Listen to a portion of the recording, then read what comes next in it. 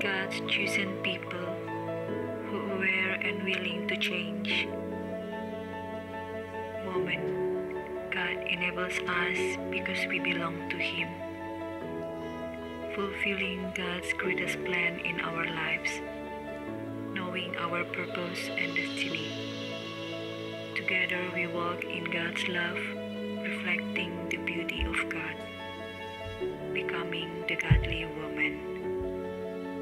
You are called to be a godly woman.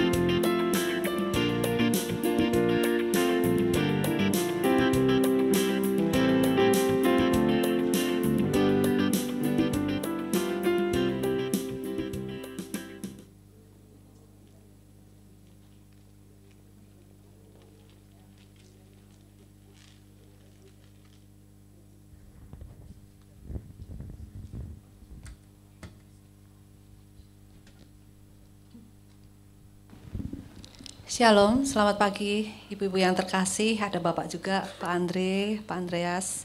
Selamat pagi, selamat datang di Persekutuan Wanita kita pada siang hari ini. Ibu-ibu mungkin yang di belakang boleh maju ya, biar nanti yang terlambat bisa duduk di belakang supaya tidak mengganggu jalannya ibadah kita. Silahkan loh. Dapat door prize kalau yang di depan. Silahkan maju. Kemudian jangan lupa HP-nya di silent juga. Kita akan bersekutu bersama. Selamat pagi untuk ibu-ibu yang di sini, yang onsite maupun yang mengikuti ibadah kita melalui YouTube. Kita akan bersama-sama memulai kita saat teduh.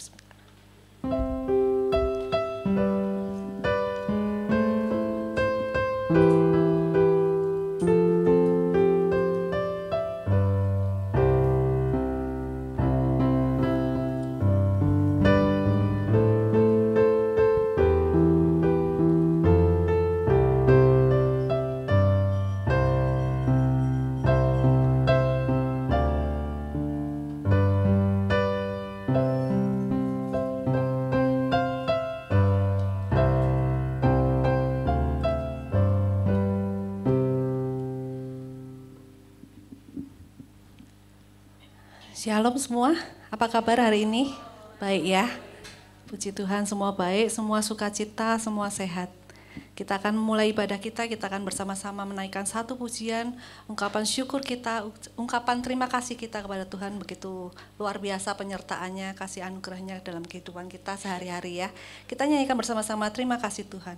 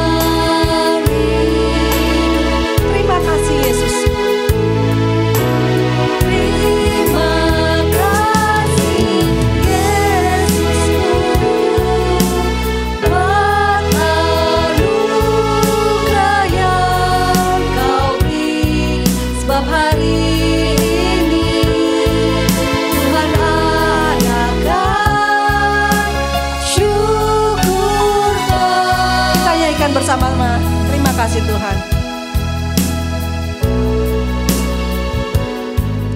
Terima kasih Tuhan untuk kasih setiamu yang ku alami dalam hidupku. Terima kasih Yesus untuk kebaikanmu sepanjang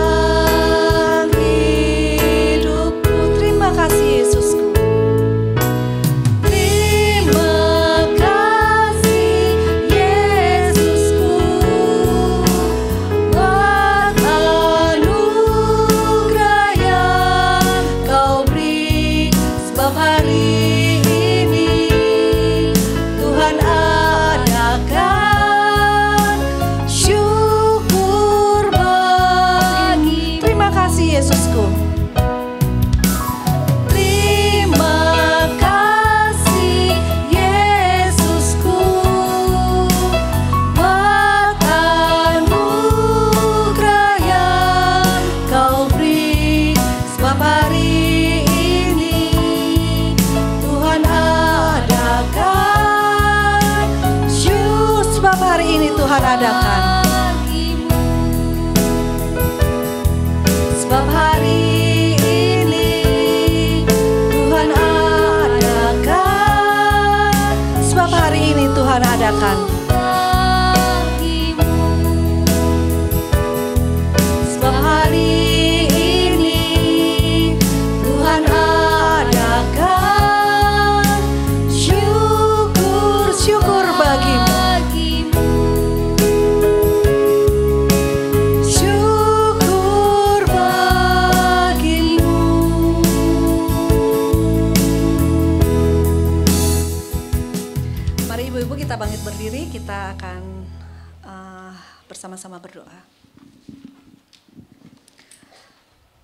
Selamat pagi Bapak, kami mengucap syukur untuk hari yang baru yang Tuhan berikan dalam kehidupan kami.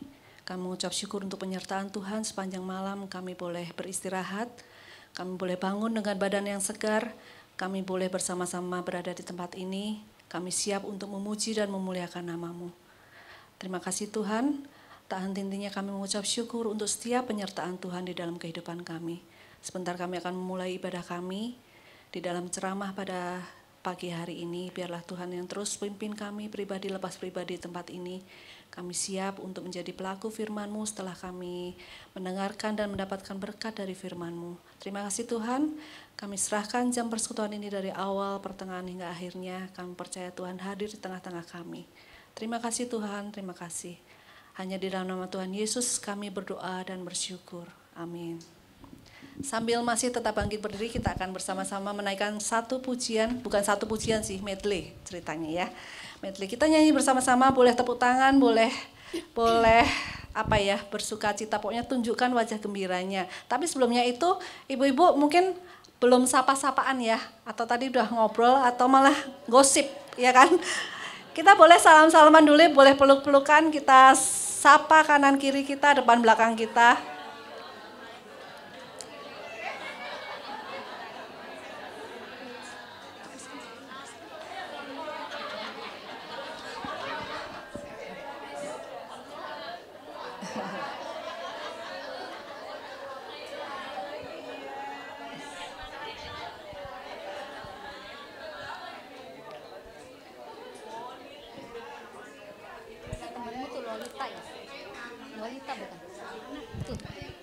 Sudah ya, nanti dilanjutkan nanti setelah ibadah.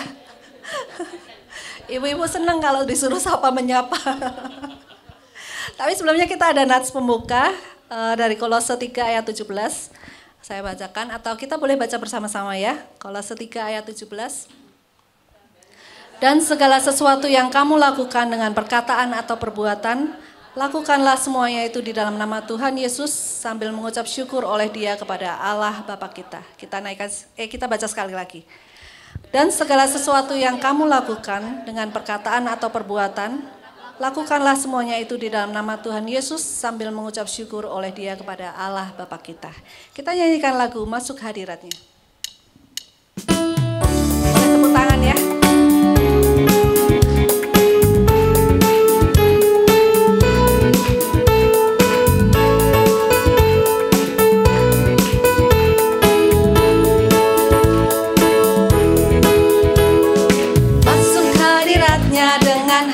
Bersyukur memuji Dia, memuji Dia.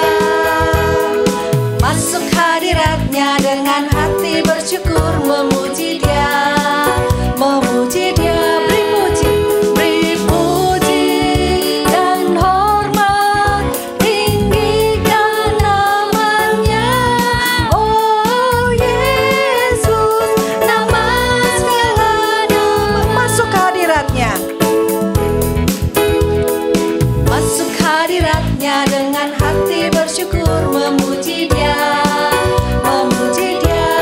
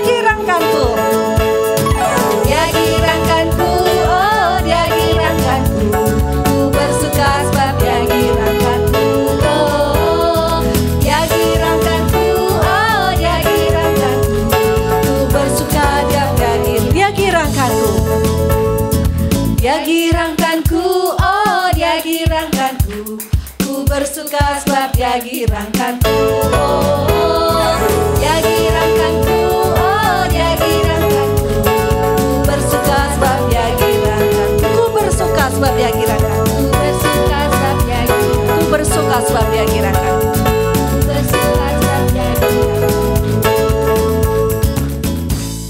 Terima kasih, silakan duduk.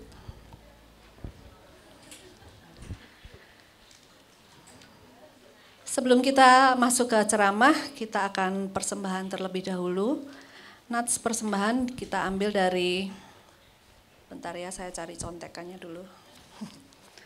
Dari Mazmur 52 ayat yang ke-11.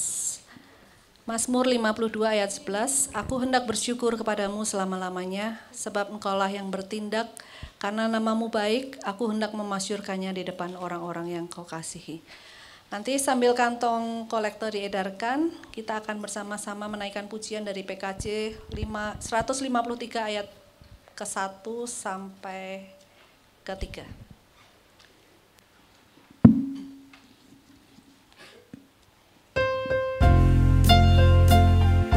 PKJ 153, bait yang 1 sampai 3, pakailah seluruh hidupmu. Seluruh hidupku dalam ladang dunia, tiap harta dan talentamu pergunakan baginya. Berkat Tuhan tersedia bagi orang yang meminta. Dia tahu yang kau butuhkan kini dan selamanya. Bait yang kedua. Sungguh banyak waktu terbuang untuk hal yang tak perlu. Tuhan banyak beri peluang menyalurkan karsamu. Berkat Tuhan tersedia bagi orang yang meminta. Dia tahu yang kau butuhkan kini dan selamanya. Bait yang ketiga. Kita takkan menciptamu pada masa mudamu. Sebelum tiba hari tua, persembahkan karyamu. Kita akan bangkit berdiri. Berkat Tuhan tersedia bagi orang yang meminta. Dia tahu yang kau butuhkan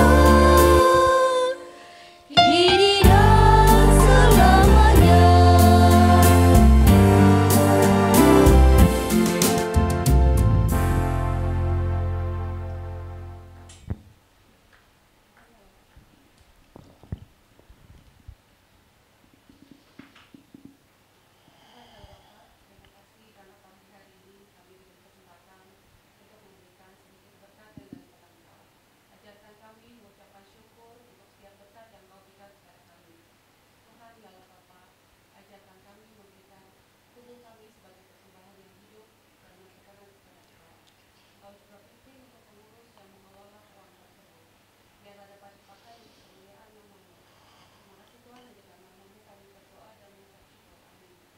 Amin. Boleh silakan duduk.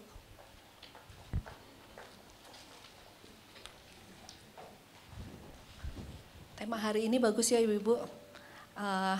Apa sih efek sosial media, khususnya bagi kita sebagai seorang ibu, sebagai seorang mama ya.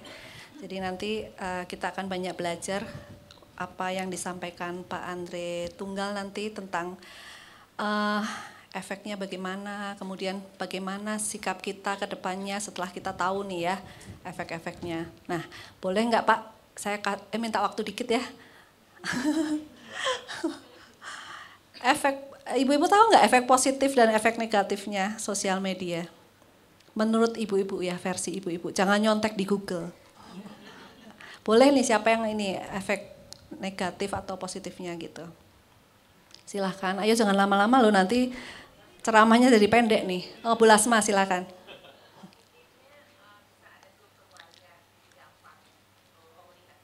Oke. Handphone ya, jadi komunikasi itu WA ya berarti ya. Oh, gitu. Ada lagi? Negatifnya nih? Oh, kecanduan, iya betul betul. Itu problem besar ya, kecanduan gitu ya. Bukan cuma ibu-ibu, sebenarnya anak-anak juga, tapi ibu-ibu yang lebih ini nih sebenarnya. Dan nanti memang Pak Andre akan lebih banyak ke ibu-ibu nih. Jadi kan kita di sini ibu-ibu semua. Jadi bagaimana sih kita menjadi teladan buat anak-anak kita dalam pemakaian sosial media itu supaya kita bisa lebih bijak gitu ya. Jangan hanya cuman post, tapi nggak tahu asal kita dapat kita post, dan sebenarnya itu harus kita filter gitu kan, harus kita ini supaya anak-anak kita nggak, khususnya anak-anak kita yang masih punya anak-anak masih kecil nih, ya kita kan melihat, anak-anak melihat gitu kan, mereka melihat dan mereka mencontoh pasti. Oh ini mamahnya pegang HP terus, nanti kalau dibilangin, kamu kok pegang HP terus? Mama juga gitu. Nah itu jangan salahkan anaknya ya, karena itu duplikat, duplikatnya gitu. Kita akan mulai, sebelum kita memulai ceramah kita akan menaikkan satu pujian untuk pengantar firman Tuhan, pengantar ceramah. Kita nyanyikan dari KK 601, Ku Mulai Dari Diri Sendiri.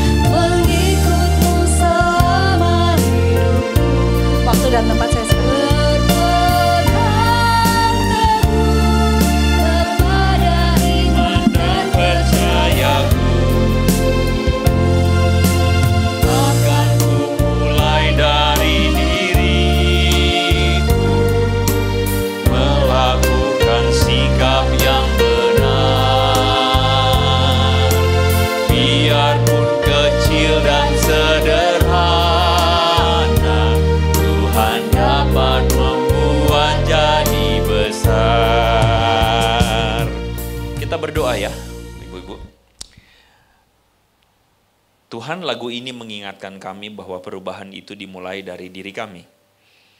Dan biar kami punya tekad yang sama. Kami datang di persekutuan ini karena kami ingin diubahkan Tuhan. Kami ingin diubahkan dari hari ke hari jadi lebih baik. Dan kami ingin hidup kami diubahkan, dipulihkan Tuhan. Karena itu Tuhan, hari ini kami membicarakan topik yang perlu kami pahami dari perspektif Tuhan. Kami ingin supaya kami menjadi wanita-wanita yang bijaksana. Menjadi ibu-ibu yang dapat menjadi saluran tangan Tuhan bagi anak-anak kami, bagi suami kami, bagi orang-orang sekeliling kami. Tuhan berkati dan pimpin kami dalam perbincangan, dalam sharing di pagi hari ini. Di dalam nama Tuhan Yesus kami berdoa. Sama-sama katakan amin. Baik. Shalom, ibu-ibu. Tadi waktu saya datang ke tempat ini, saya datang dengan sebuah rasa senang. Kenapa senang? Karena saya merasa bahwa akhirnya saya jadi ganteng sendiri. Tapi sekarang saya nggak jadi senang karena Pak Andreas ada di sini. Ada juga tadi siapa itu namanya. Wah, ternyata saya punya saingan begitu ya. Hanya bercanda. Perkenalkan, nama saya Andre, dan saya tiap kali kalau datang di persekutuan ibu-ibu itu saya senang karena saya tahu ibu-ibu itu yang paling antusias. Iya benar ya, kebanyakan bukannya saya mau merendahkan kaum sendiri bapak-bapak, bukan. Tapi memang bapak-bapak itu biasanya fokusnya terpecah ya. Dan ibu-ibu itu emang lebih peduli pada kondisi kerohanian, peduli pada keluarga, peduli pada hal-hal yang paling kecil, betul ya. Tapi kita tahu bahwa hal-hal yang paling kecil, yang ibaratnya kerohanian itu tidak kecil. Itu matter, itu peduli, itu penting. Seperti bibit yang kita tanam tumbuh jadi besar. Dan ibu-ibu sedang menanam sebuah bibit ya, yang kita percaya bahwa akan tumbuh dalam keluarga dan itu menjadi pohon yang besar dan berbuah. Kita berharap keluarga kita dapat diubahkan oleh Tuhan. Amin.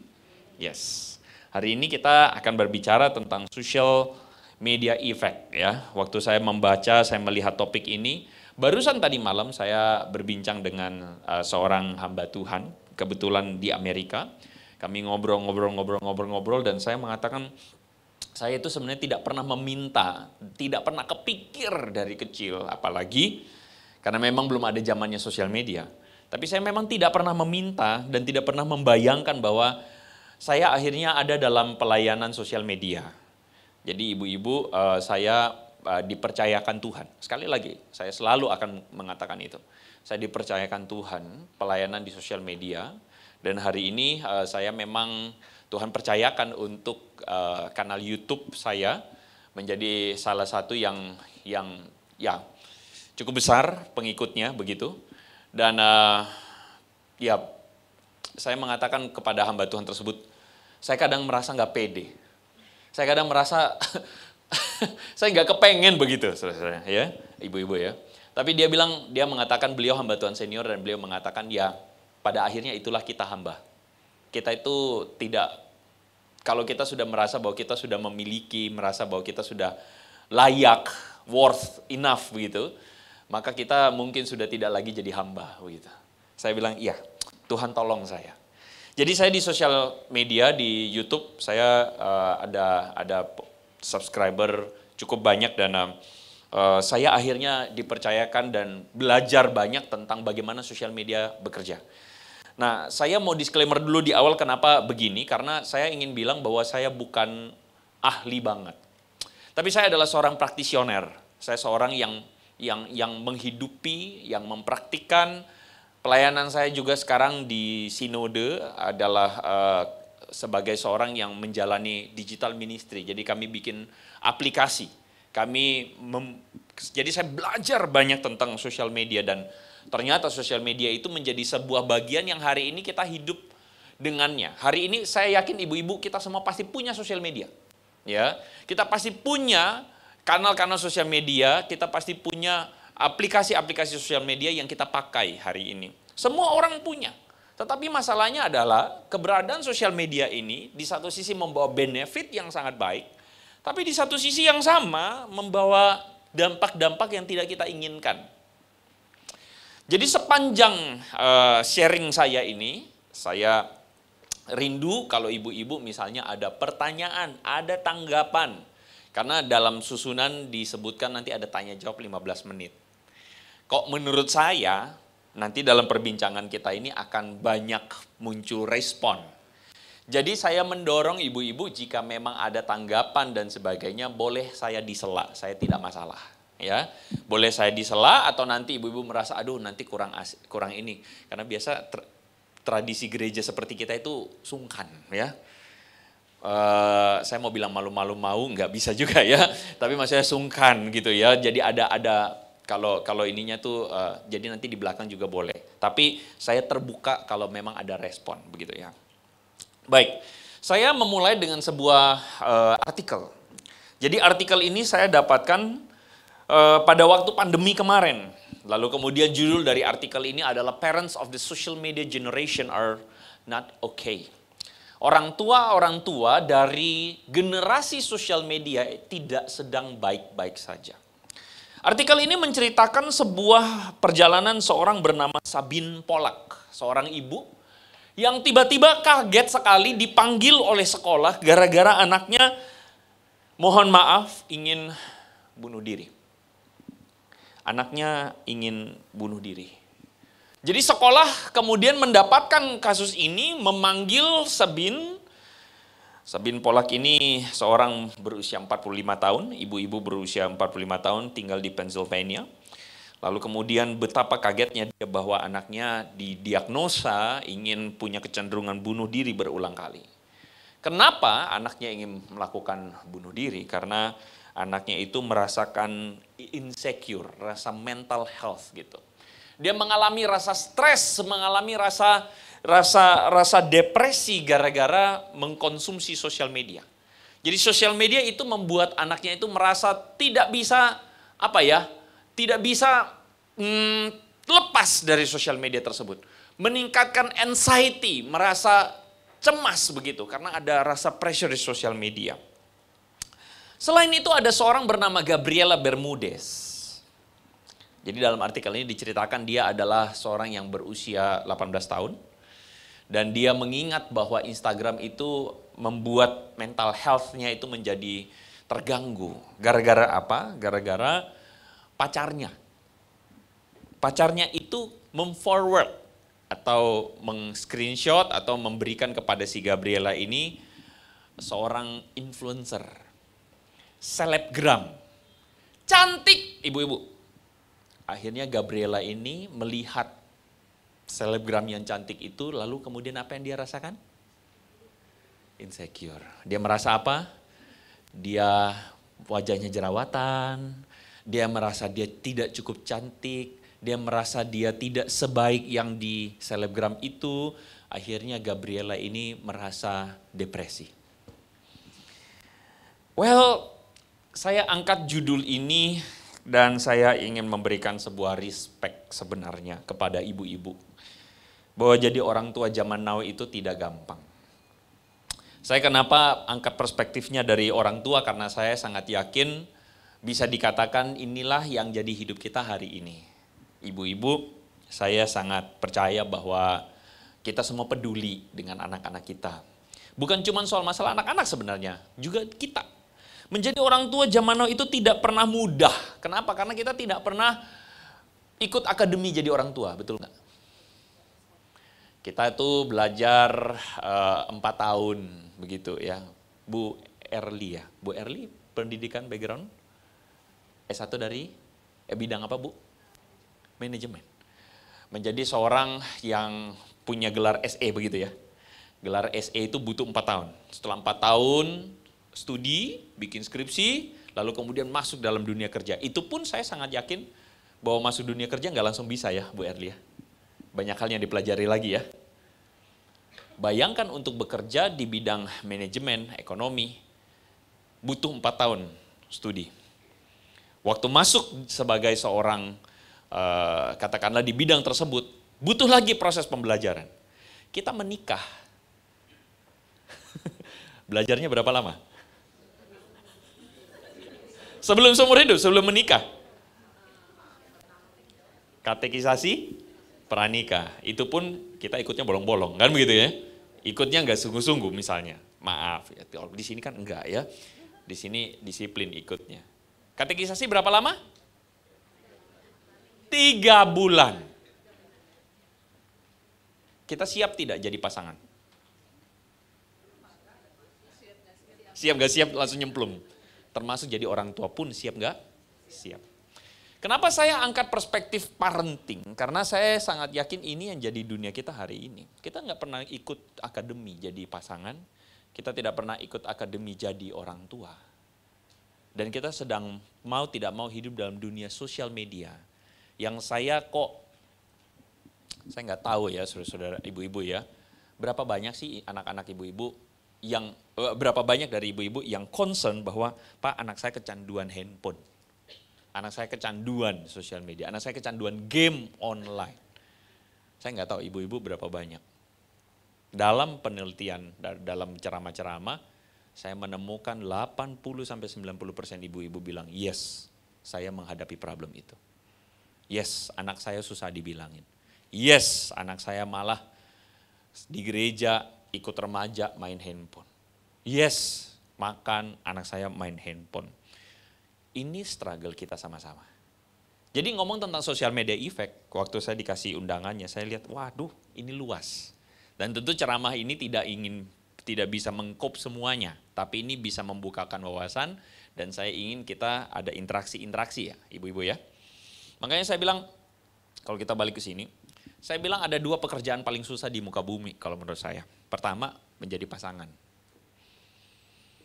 Saya mengkonseling keluarga, 200-an keluarga, selama 8 tahun pelayanan pastoral saya.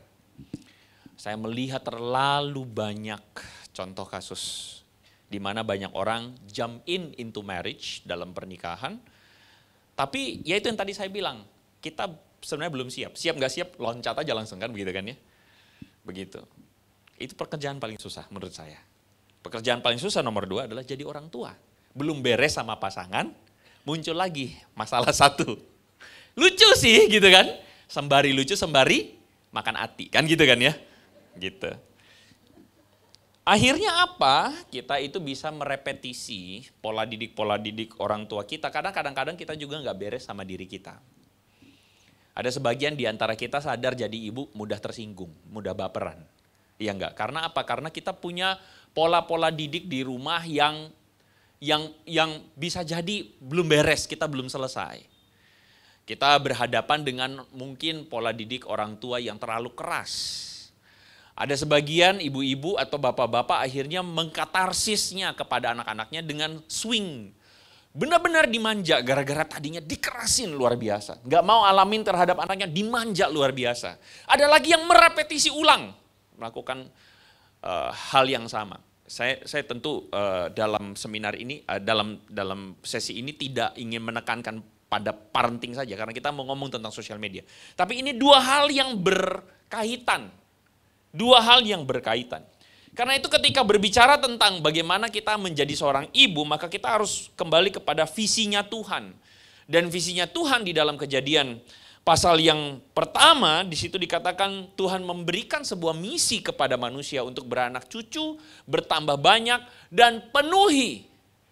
Ini sedang berbicara tentang apa? Sedang berbicara tentang bukan menjadi semena-mena, jadi manusia yang berkuasa atas alam semesta, tapi sedang berbicara tentang memenuhi bumi dan menunjukkan atau sebagai seorang yang menaklukkan bumi dengan pemerintahannya Tuhan.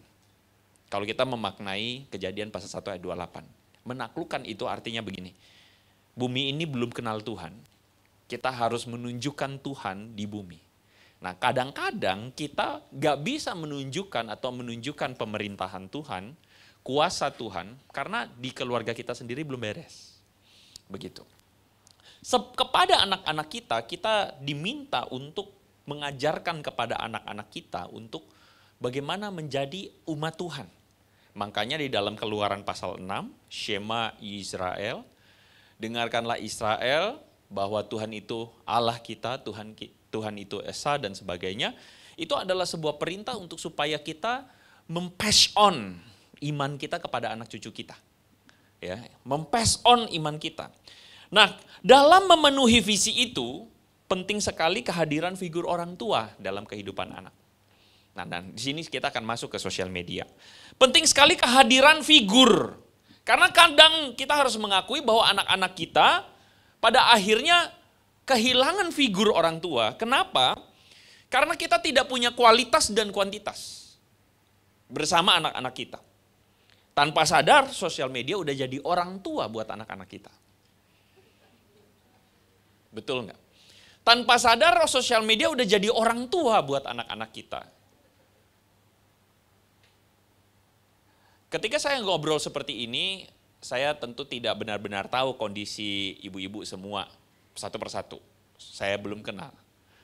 Tapi yang saya tahu bahwa ada sebagian di antara kita struggle gara-gara anak-anak kita lebih nempel sama handphonenya daripada sama kita. Bukannya kitanya nggak mau sama mereka sih, bukan. Tapi kadang-kadang kayak somehow anak-anak kita lebih asik sama handphonenya. Kitanya mau dekat, mau ngobrol sama mereka juga nggak bisa. Kadang-kadang bukan karena kita juga nggak mau ngobrol, tapi bisa jadi kitanya juga yang sudah nempel sama handphone kita. Gitu. Anak kita mau ngomong sama kita, tapi kitanya udah nempel. Kitanya cuma mau lihat handphone kita. Bagi sebagian orang tua milenial hari ini, orang tua milenial itu orang tua pada zaman milenial, angkatan saya nih, gitu. Yang saya lihat ya, ibu-ibu yang masih baru punya anak, itu anaknya yang ngurusin itu adalah gadgetnya, gitu. Makan di restoran, lalu kemudian ya udah dikasih aja gadgetnya. Jadi sosial media, handphone kita itu jadi penenang yang instan. Diem, mingkem. Tapi kemudian masalahnya ini menjadi problem besar di kemudian hari. Karena apa? Habitnya terbangun. Solusinya membereskan problem, cerewet, ribet, nangis. Ya udah dikasih. Tapi akhirnya berbahaya dalam jangka panjang. Saya sharing sedikit tentang pelayanan yang saya alami di yang sekarang sedang saya kerjakan. Kami mau merintis sebuah aplikasi bernama Helloga. Visi dari pelayanan ini adalah menjangkau generasi muda yang hari ini sulit terjangkau. Kadang kita harus fair dalam melihat bahwa bukannya gereja nggak mau menjangkau, gereja tuh mau, ya kan? Termasuk bapak ibu pasti ingin anak-anak kita baik, betul nggak? Cuman kadang kita tidak menyadarinya bahwa memang bahasanya udah beda, gayanya udah beda. Anak-anak kita memang lebih tertarik sama Mobile Legends, tertarik sama Instagram, tertarik sama sosial media, dan itu membuat mereka tuh engage, nempel terus sama sosial media. Tapi apa yang terjadi dengan mereka? Yang terjadi adalah mereka menyerap hidup, menyerap keteladanan, menyerap worldview, pandangan dunia, menyerap kebenaran itu dari sosial media. Sebenarnya anak dalam usia masa pertumbuhan, menjadi remaja, lalu kemudian pemuda, itu kan mereka mencari identitas. Betul nggak? Saya ingat waktu saya SMP, pengalaman saya yang paling menyenangkan adalah saya pergi ikut papa saya kerja. Papa saya itu seorang tukang las. Dia itu bekerja atau kerjaannya itu bikin pagar, bikin teralis, bikin sumur bor. Dan itu pengalaman yang menurut saya pengalaman paling baik yang saya pernah alamin di masa remaja. Selama liburan sekolah, 3 minggu, 1 bulan, saya pergi tiap hari sama dia. Bareng sama dia. Pagi-pagi pergi ke rumah kopi. Saya nggak tahu di sini ibu-ibu tahu rumah kopi. Bukan kafe ya, bukan ya. Kalau di daerah saya besar di Ambon, ya jadi saya menyebut diri orang Ambon. Ya kopi tiam. Kalau di sini mungkin ya. Jadi itu kantornya papa saya. Jadi sekitar jam 9 sampai jam 10 dia akan duduk di situ dan semua orang itu sudah tahu. Zaman handphone belum ada. Bahkan telepon genggam belum ada. Jadi kalau telepon ke rumah, mama saya akan bilang, dia ada lagi di rumah kopi, cari aja. Jadi semua orang pergi ke rumah kopi.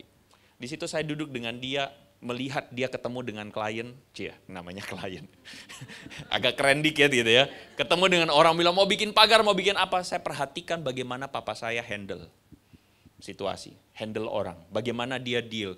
Saya pergi sama dia bagaimana dia atur itu molas, atur anak buahnya dia panggil. Saya perhatikan dan di situ saya serap. Saya serap value hidup, saya serap. Bayangkan pengalaman-pengalaman itu tergantikan sekarang dengan anak-anak kita di kamar, AC, dan main game. Betul nggak? Apa yang dia serap? Omongan kotor temennya di game. Gitu kan ya? Betul kan? Apa yang dia serap? Kenakalan-kenakalan atau macam-macam. Apa yang dia serap di Instagram? Hari ini anak-anak kita melihat di Instagram, berapa harga outfit lo gitu. Seorang bapak datang sama saya dan bilang, Pak tolong bilangin anak saya. Kenapa? Dia tidak mau Pak pakai celana jeans yang harganya di bawah 5 juta. Saya lihat celana jeans saya 300.000 diskonan. Dia nggak mau Pak pakai dompet kalau dompetnya itu di bawah harganya 10 juta. Pakai hoodie, pakai apa? Karena apa? Karena tren hari ini. Anak ini kenapa? Anak ini minder sebenarnya. Saya kenal baik anak ini. Saya tahu ini anak minder. Karena apa? Maaf secara fisik mungkin dia sering dibully. Akhirnya dia menutup keminderannya itu dengan kemewahan. Supaya apa? Dia dianggap orang. Dan itu dia serap dari sosial media. Itu terjadi. Hari-hari ini kita tuh sebenarnya memang harus peduli, harus care tentang bagaimana anak-anak kita tumbuh. Dan mereka menyerap banyak hal dari sosial media. Di sosial media mereka mendapati bulian. Ya, orang hate speech, ngomong yang jelek kepada mereka. Dan kadang-kadang anak-anak kita nggak cerita sama kita. Dan dia pendam sendiri. Dia depresi. Itu terjadi. Anak-anak kita bisa jadi, nih ya, menurut statistik 81% anak perempuan, itu mereka membandingkan diri mereka dengan Instagram. Dengan selebgram. Makanya tiba-tiba anak kita diet kan?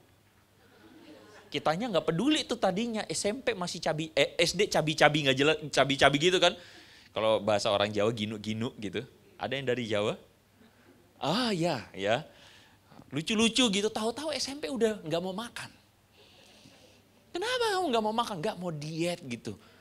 Kita pikir dia udah ada gebetan, belum tentu karena dia lihat di sosial media gitu. Akhirnya dia mau diet, akhirnya sebagian terjadi anoreksia, bulimia dan sebagainya. Wow. Mereka membandingkan diri mereka dengan rambutnya yang tidak lurus, rambutnya keriting. Kenapa ya aku keriting, aku jelek. Mereka membandingkan kulit mereka yang kurang putih begitu dan sebagainya. Itu terjadi di sosial media. Tantangan kita jadi orang tua tuh besar loh ibu-ibu. Ada yang flexing, pamer dan sebagainya gitu kan. Pamer sudah mulai pakai barang mewah. Tas LV, difotoin gitu kan ya. Terus tulis Happy Sunday. Happy Sunday LV. Dan sedihnya adalah pada akhirnya dunia kita itu benar-benar sebagai dunia virtual. Jadi dunia kita tuh tidak jadi dunia fisik, dunia kita tuh udah jadi dunia virtual apalagi buat anak-anak kita. Mereka itu bisa datang di ibadah remaja, kaum muda di gereja, tetapi hati mereka tuh lagi nyambung sama teman mereka. Yang lagi, mungkin lagi apa, kita nggak tahu. Nah sosial media itu jadi apa? Jadi orang tua buat anak-anak kita, tetapi sekaligus jadi partner. Kadang-kadang juga kita mungkin harus akui, jadi partner buat kita. Barusan kemarin saya makan dengan tante saya. Jadi lagi makan, sebelum makan tante saya itu selalu punya ritual. Foto. Rekam, terus masukin ke IG.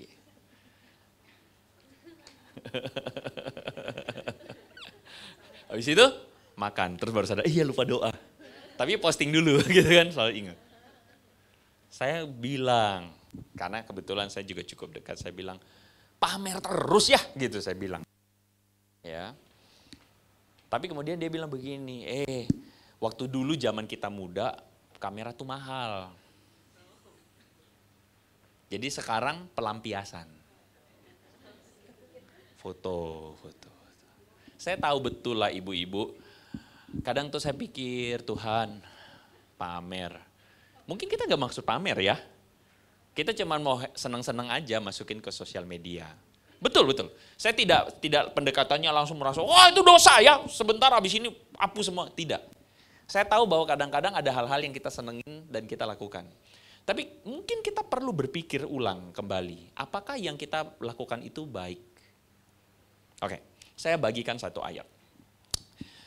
Jadi 1 Korintus, firman Tuhan dari, sebentar. Ya, dari 1 Korintus pasal yang ke-10 ayat 23. 1 Korintus pasal 10 ayat 23, konteks dari perkataan Paulus ini adalah tentang makanan persembahan berhala. Jadi di dalam jemaat Korintus itu ada sebuah kontroversi yang muncul gara-gara masalah makanan yang dipersembahkan, yang tadinya dipersembahkan kepada berhala, lalu kemudian dijual di pasar. Dan ketika dijual di pasar muncul sebuah perdebatan, wah ini daging yang kamu beli jangan-jangan bekas dipersembahkan kepada berhala. Wah ini kalau kamu makan kamu, ya ibaratnya berdosa begitu ya. Lalu kemudian Paulus bilang begini, ayat 23. Segala sesuatu diperbolehkan. Benar, itu kata Paulus. Jadi pendekatan Paulus adalah kita tuh percaya Tuhan, amin. Karena kita percaya Tuhan, kita tidak percaya adanya dewa-dewa atau berhala, betul nggak? Tidak ada itu, betul? Ya jadi itu ditaruh di bawah patung, ya ada dewanya nggak? Ya, nggak ada, ya udah makan aja, gitu pendekatannya Paulus. Tapi Paulus sadar bahwa tidak semua orang bisa demikian. Makanya Paulus bilang, ada yang kuat imannya tuh tahu bahwa tidak ada dewa-dewa, tidak ada berhala, makan aja, itu kuat imannya, itu kata Paulus. Tapi ada yang lemah imannya tuh apa? Masih peduli tentang hal-hal yang begitu. Betul nggak? Ya samalah kayak misalnya kita kadang-kadang kan misalnya, ini saya mohon maaf, tapi ada yang tertentu yang misalnya, wah kalau misalnya pelayanan dulu ya, itu harus perempuan pakai rok misalnya. Tadi singer, nggak boleh pakai celana panjang. Karena dianggap tidak sopan. Nah kadang-kadang ada orang-orang yang masih peduli dengan yang kayak begitu-gitu. Nah Paulus sama tentang yang kayak begitu, Paulus bilang itu ada orang yang kuat imannya, ada orang yang lemah imannya. Terus kita mau paksa yang lemah imannya untuk ini. Jangan juga Paulus bilang, gak usah dipaksa. Makanya Paulus bilang begini, segala sesuatu itu boleh. Tapi bukan segala sesuatu berguna. Segala sesuatu diperbolehkan, benar tapi bukan segala sesuatu membangun. Jadi begini, jadi kalau misalnya kita pakai sosial media, boleh nggak? Boleh. Kalau saya ngomong nggak boleh langsung saya diusir Pak. Ibu-ibu. Boleh pakai nggak? Boleh, tapi pertanyaan kita pada akhirnya kepada diri kita paling pribadi adalah berguna tidak? Itu. Yang kedua, membangun tidak. Maksudnya gini, kalau saudara baca dalam konteks itu pendekatan Paulus adalah, kalau kamu makan makanan persembahan berhala itu, lalu kamu kelihatan ada orang yang lemah imannya kemudian mempersoalkan itu, Paulus bilang begini, aku jadi batu sandungan. Paulus bilang, aku tidak mau ngotot sama saudaraku itu. Tidak ada dewa, aku ngotot, gak mau. Itu jadi berantem. Yang aku utamakan kasih Kristus, itu kata Paulus. Jadi kalau aku tidak menjadi berkat buat sesamaku, Paulus bilang lebih baik aku gak usah makan. Boleh iya, tapi belum tentu membangun. Kalau ini malah menghancurkan, mending gak usah, gitu kata Paulus. Dalam pelayanan saya di sosial media, saya berjumpa dengan karakter orang beragama yang selalu mempersoalkan begini. Kalau ini boleh nggak? Ini boleh nggak? Ini nggak boleh nggak? Ini boleh apa nggak boleh? Ini benar apa nggak benar? Kekristenan itu bukan soal boleh nggak boleh. Kekristenan itu adalah soal mengapa. Kalau kita melakukan sesuatu, kenapa? Kenapa kita melakukannya? Atas dasar apa? Atas dasar kasih kepada Tuhan kah? Atau atas dasar ego kita? Betul? Oke, saya kasih contoh lagi. Makan all you can eat. Boleh nggak? Tapi kalau makan all you can eat terus-terusan, boleh nggak? Kenapa? Bangkrut. Kalau gratis, boleh nggak? Menimbulkan penyakit. Makan babi. Boleh nggak? Tapi kalau makan babi terus-terusan? Ibu-ibu paham ya maksudnya ya? Ini bukan soal boleh nggak boleh. Tapi apakah ini baik atau tidak? Apakah ini membangun atau tidak? Paham ya? Tentu ada hal-hal yang kelihatan langsung jelas dosa. Oh, itu salah, nggak boleh, jelas. Jelas ya. Saya yakin ibu-ibu bisa memfilter ya. Tapi dalam hal-hal yang sifatnya itu kayak Alkitab, tapi Pak Alkitab tidak ngomong tentang sosial media. Ya iyalah, sosial media belum ketemu waktu itu kan. Tapi maksudnya adalah itulah kekristenan. Kekristenan itu selalu akan membuat kita selalu bertanya ketika kita melakukan sesuatu, boleh nggak? Kenapa saya melakukan ini? Nah, kita kembali kepada yang tadi. Syuting, makanan. Boleh nggak? Kita sebenarnya harus bertanya sebelum kita bilang boleh nggak boleh. Untuk apa? Kenapa? Kenapa?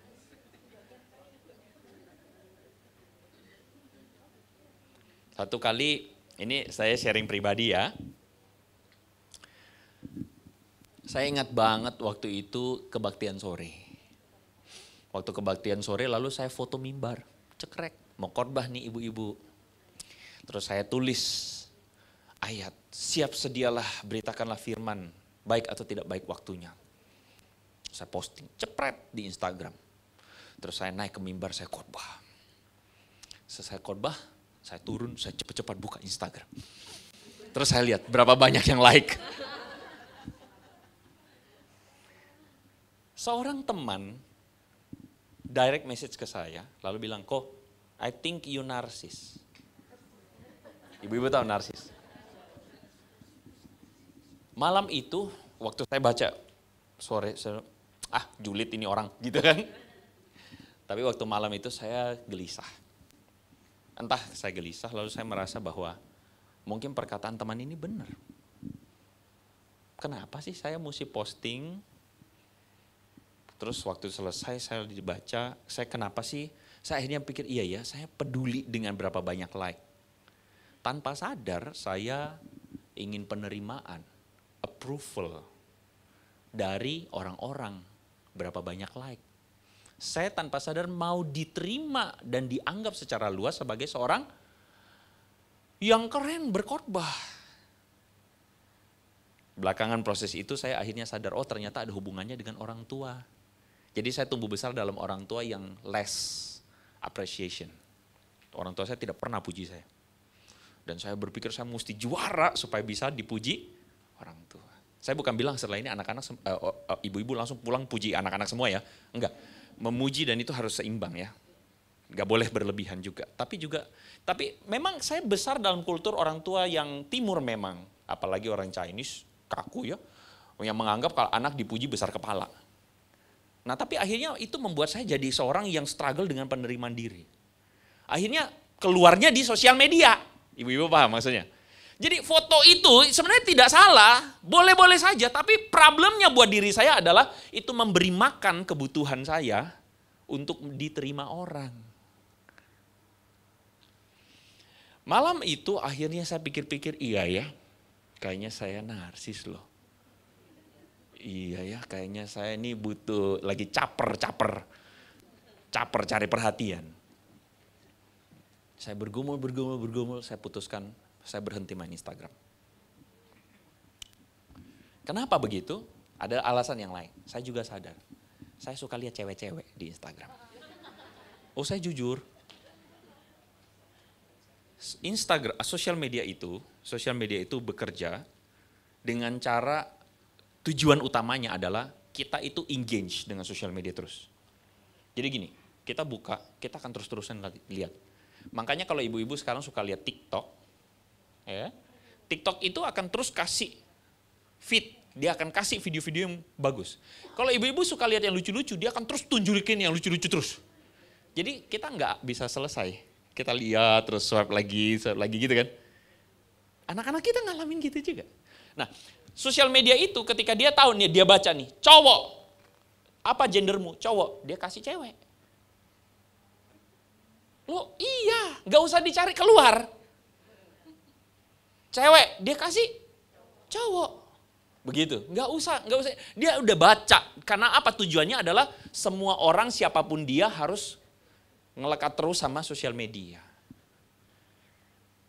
Kayak gitu.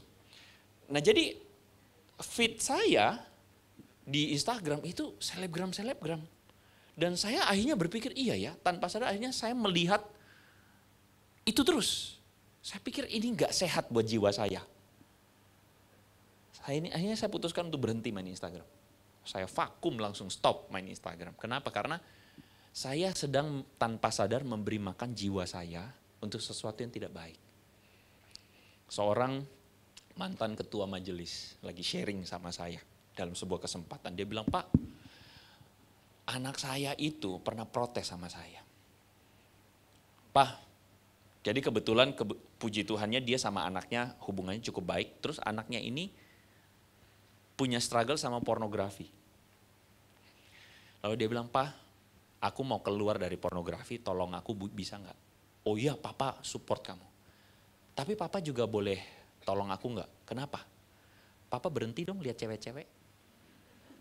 Jadi waktu ibadah, papanya tuh buka Instagram lihat cewek-cewek. Dia duduk di sebelah dia liatin. Pak, aku mau berhenti, Papa juga berhenti dong. Ini Bapak bilang, Pak, saya ditegur, saya malu luar biasa. Tapi saya tahu itu betul. Tanpa sadar kita tuh bermain-main dalam dunia virtual kan. Karena gini, sosial media tuh memberikan kesenangan. Waktu kita lihat konten, kita apa, itu kayak otak kita itu melepas hormon ya. Yang instan, sosial media selalu memberikan keinstanan. Tapi kita tahu bahwa segala sesuatu yang instan itu kurang baik, betul? Tapi masalahnya ya kita konsumsi terus. Saya cerita begini, saya bukan bilang kepada ibu-ibu kalau gitu semua stopin, enggak ya. Tapi ibu-ibu, saya berharap bahwa memikirkan firman Tuhan tidak berhenti di ceramah ini. Pulang, mari coba pikirkan lagi. Kenapa saya posting? Untuk apa saya posting? Untuk apa? Oh Pak, saya cuman ini aja, saya nggak peduli berapa banyak like, tapi saya cuman senang aja. Oke. Tapi coba pikirkan lagi dampak yang lain. Kita posting itu menimbulkan iri hati nggak misalnya? Membuat orang berpikir nggak tentang siapa kita? Misalnya kita foto tempat-tempat yang mewah-mewah, bisa jadi ada kebutuhan kita ingin diakui karena dulu kita mungkin, pernah direndahkan karena kita nggak punya uang. Terus kita pengen menunjukin hari ini bahwa kita sudah bisa makan di restoran mewah. Menurut saya, hati-hati. Karena kita sedang memberi makan jiwa kita dengan pertanyaannya berguna atau tidak berguna. Itu dia. Kayak gitu.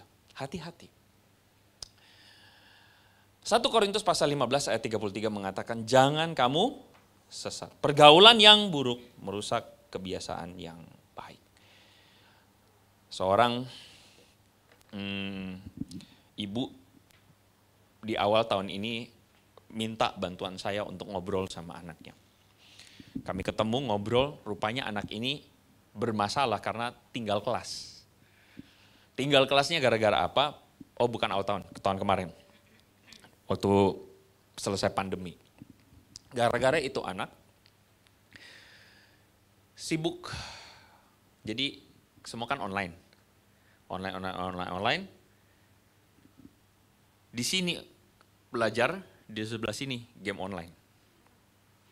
Terus dia pacaran.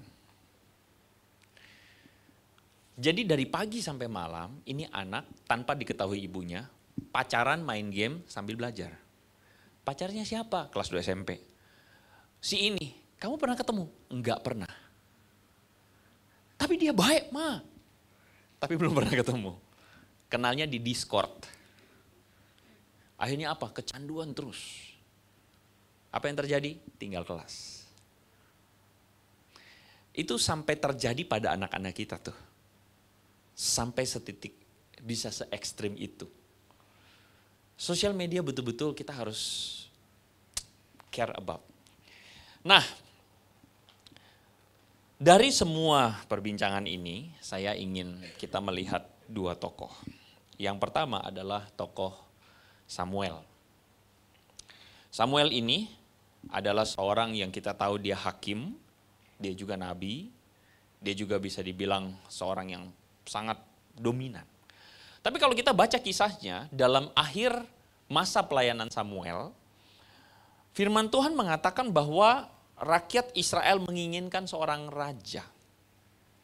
Kalau ibu-ibu baca, kenapa mereka menginginkan raja? Karena alasannya adalah, mereka bilang begini, Samuel, anak-anakmu durjana. Jadi anak-anaknya Samuel itu tidak punya kesaksian yang sama seperti Samuel. Anak-anaknya bejat, jadi mereka menganggap tidak cocok jadi pemimpin buat kami. Itu Samuel. Seorang yang melayani Tuhan, seorang yang aktif pelayanan. Kalau hari ini Samuel di tengah-tengah kita, dia mungkin hamba Tuhan. Kalau bukan hamba Tuhan, dia mungkin majelis. Dia rajin ikut persekutuan. Tapi apa yang terjadi? Anak-anaknya durjana. Tokoh kedua adalah Daud. Raja Daud, seorang yang luar biasa. Yang namanya Yudaisme itu tidak bisa dilepaskan dari yang namanya Daud. Tapi Daud ini adalah seorang yang kalau kita baca, keluarganya berantakan. Anak tirinya perkosa saudara tirinya. Anaknya perkosa saudara tirinya. Lain mama, begitu ya. Lalu apa yang terjadi? Yang satu bunuh-bunuhan. Terus anaknya mau kudeta dia. Dan Daud sama sekali tidak melakukan apa-apa. Seorang ayah yang kehilangan perannya. Kenapa saya angkat dua tokoh ini? Saya ingin tunjukkan kepada kita bahwa apa sih yang membuat anak-anak mereka ini bermasalah? Karena mereka kurang relasi. Dan saya mohon maaf, mungkin kita mesti memikirkan kembali, apa yang membuat anak-anak kita kecanduan gadget? Karena mungkin kita belum beres relasinya sama anak-anak kita. Saya sangat yakin bahwa banyak di antara kita tuh ingin membangun relasi sama anak-anak kita, tapi mungkin kita nggak tahu gimana caranya. Atau mungkin kita udah terlanjur, anak-anak kita udah kecanduan kayak gitu. Saya tahu tidak ada yang namanya intensi buruk dari kita. Tapi somehow mungkin problemnya adalah bukan soal masalah kecanduan, tapi kita memang harus perbaiki kembali relasi dengan anak-anak kita. Relasi dengan orang-orang sekeliling kita. Social media, apa sih social media? Social media tuh seperti judulnya, social media, platform sosial, supaya kita bersosialisasi. Tapi bersosialisasi, justru ironinya kita kehilangan sosialisasi dengan orang-orang sekeliling kita.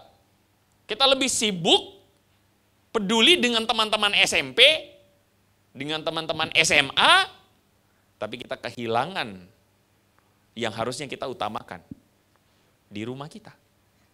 Pasangan, anak. Tapi Pak, anak saya nggak nyaman sama anak, saya nggak nyaman sama pasangan saya. Oh saya paham, ada kebutuhan kita untuk kayak berteman gitu ya, saya paham. Dan bisa jadi mungkin kayak ada pasangan kita tuh nggak bisa jadi teman buat kita, saya paham. Saya feel sorry about it. Ada rasa mungkin anak kita kayak nggak, ada kayak clash gitu ya. Biasa ibu-ibu clashnya sama anak ceweknya. Enggak ya? Anak cowok atau anak cewek? Dua-duanya Pak.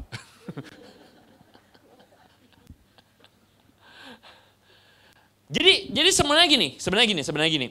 Kita memang harus mencoba untuk melihat bahwa jangan sampai, makanya tadi lagunya tadi bagus. Perubahan itu dimulai dari kita paksain suami kita untuk berubah, kita paksain anak kita untuk berubah, tapi kita mungkin harus coba berpikir bahwa perubahan itu mungkin harus mulai dari kita. Mungkin perubahan itu harus mulai dari kita. Keteladanan itu harus mulai dari kita. Yaitu tadi lucunya. Anak kita protes karena anak kita sama handphone melulu, main game melulu. Tapi bisa jadi karena kitanya. Yang pada akhirnya ketika tegur mereka bilang, ya mama juga main handphone melulu. Ya kan gitu kan? Ya namanya anak-anak mah banyak aja argumennya. Bisa aja argumennya. Makanya sebagai orang tua mesti lebih cerdik daripada anak-anak kan gitu kan ya. So, memperbaiki relasi itu penting. Memperbaiki relasi dengan Tuhan. Kalau kita relasi sama Tuhan juga kopong, pada akhirnya kita mau ngomongin anak kita juga kopong. Karena kita punya relasi sama Tuhan kopong.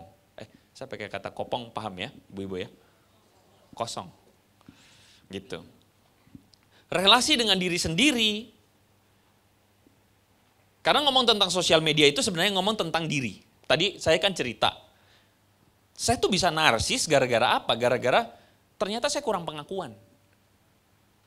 Saya belum beres sama diri sendiri. Saya merasa bahwa saya tuh mesti dianggap orang dulu. Saya tuh bermasalah dengan penerimaan orang. Itu tuh. Akhirnya perjalanan itu saya harus beresin diri dulu. Saya beresin diri. Nah itu. Itu penting. Akhirnya saya dengan sosial media saya udah gak terlalu peduli lagi. Misalnya nih di sosial media, sudah gak masalah. Karena apa? Karena saya udah aman sama diri. Saya udah rasa oke gitu. Relasi dengan diri sendiri. Relasi dengan pasangan.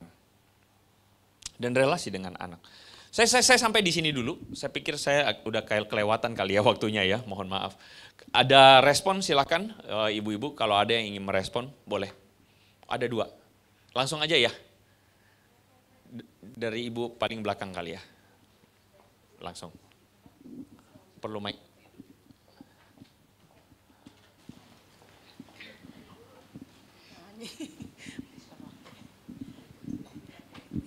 Ya, saya Kristi, Pak. Terima kasih buat waktunya. Ini saya nggak tahu ya sharing atau apa, cuma saya mau sharing mengenai pelayanan Bapak di media sosial. Ya. Ini pengalaman saya. Saya ini sang mantan, ya maksudnya mantan guru SMP. Jadi sebelum ini saya waktu pandemi kemarin, saya ngajar agama dan juga PKN, Pak. Jadi waktu kemarin pandemi kita kan ngajar lewat ini ya laptop sama Zoom lah atau apalah itu ya. Jadi waktu itu kita yang guru-guru harus punya kreatif untuk bisa ngajarin ke anak-anaknya mata pelajaran dan juga hal-hal yang berkaitan dengan, karena saya PKN ya dengan PKN gitu. Jadi secara nggak sengaja saya nemu ini YouTube-nya Bapak. Oh iya. YouTube-nya Bapak. Jadi YouTube-nya Bapak itu kan banyak ngomongin soal tokoh ini ya, tokoh Indonesia ya, tokoh pahlawan. Jadi saya tuh ya udahlah ini rasanya sih cocok gitu untuk anak-anak, apalagi anak SMP begitu ya, untuk membahas mengenai kecintaan mereka buat ini ya untuk Indonesia dan juga patriotismenya begitu. Nah, jadi saya pakai YouTube Bapak ya untuk ini ya, untuk mengajar mereka. Jadi dari YouTube itu mereka saya kasih untuk nonton dan juga nanti setelahnya saya kasih pertanyaan-pertanyaan kepada anak-anak supaya sharing apa yang mereka dapatkan, apa yang mereka bisa aplikasikan di dalam kehidupan mereka begitu ya. Dan perjuangan-perjuangan seperti apa yang dilakukan oleh si tokoh tersebut. Ya saya sih mau berterima kasih saat ini sama Bapak nih juga, untuk Bu. YouTube yang Bapak untuk yang Bapak buat di media sosial itu. Jadi saya dan itu juga jadi berkat gitu Pak buat anak-anak, karena sampai sekarang walaupun saya nggak ngajar mereka ada cerita kalau mereka ingat apa yang ada di YouTube itu. Jadi mereka suka nyanyiin jinglenya Pak. Jadilah terang itu.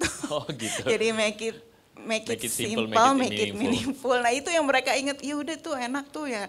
Jadi mereka juga selain nonton di sekolah yang saya kasih, mereka juga mengulang di rumah. Dan jadi dengan YouTube-nya Bapak mereka juga jadi ya mengingat tokoh-tokoh itu perjuangan mereka bagaimana untuk Indonesia dan ya menumbuhkan rasa cinta mereka sama tanah air kita Indonesia. Itu Pak. Terima kasih ya Pak, tetap semangat untuk berkarya lebih lagi ya, Tuhan Yesus pakai. Thank you. Makasih. Oh ya, sebelum ke berikutnya saya mau menanggapi Bu, makasih. Gini, aplikasi dari materi hari ini kan tadi mengatakan segala sesuatu boleh, tetapi tidak segala sesuatu berguna. Betul ya? Bukan aplikasinya lantas kemudian hari ini ibu-ibu semua sosial medianya ibu-ibu langsung bikin pasang ayat semua. Bukan.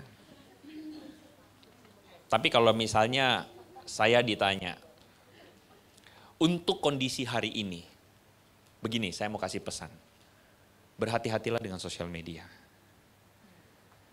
Kalau saya boleh mengulang, saya tidak mau jadi orang di sosial media. Data saya sudah bocor kemana-mana. Muka saya sudah dibocor di mana-mana, ibu-ibu. Orang bisa pakai muka saya untuk AI, bohongin orang. Saya tuh udah takut. Saya udah ngeri. Jadi ibu-ibu, kalau saya boleh kasih saran. Selagi belum terkenal. Jangan biarkan data kita bocor kemana-mana. Makin banyak posting, makin banyak bocornya. Ada orang kalau misalnya mau jahatin, wah maaf ya, saya pakai Ibu Erli namanya ya, saya mohon maaf. Bu Erli, orang mau jahatin, orang udah langsung cari. Bu Erli udah tag suaminya, udah tag anak-anaknya, ditipu bisa tuh. Ibu-ibu paham ya? Anak-anak kita sebenarnya sudah lebih aware dengan ini. Makanya anak-anak itu saya perhatikan, banyak yang udah protes tuh sama bapak emaknya tuh. Ih pamer melulu, ih begini melulu. Kenapa? Karena mereka tuh aware. Nah kalau saya, sekali lagi kalau saya boleh kasih saran, boleh nggak main sosmed? Boleh, tapi di private. Ibu-ibu paham? Nggak usah di public. Itu orang bisa pakai dari mana kita nggak tahu. Orang punya apa? Punya niat apa? Kita kan nggak bisa filter ya. Ada orang yang niatnya buruk loh. Dia waktu lihat ininya kita di tracking sama dia bisa tipu. Dia bisa pakai data kita pribadi. Dia tahu kita tinggal di mana. Hati-hati ibu-ibu. Kalau saya boleh kasih saran. Kenapa saya tiba-tiba teringat respon dari Bu Kristi? Karena waktu itu ada yang pernah bilang, kok kalau you bisa ulang lagi pelayanan sosial media, you gimana? Gua nggak mau pakai nama gua. Saya bilang, ya ampun tuh nama Andre Tunggal udah kemana-mana. Saya udah langsung rasa insecure juga gitu kan. Itu. Jadi saya ingin private, tapi akhirnya saya dalam kondisi hari ini saya mau nggak mau.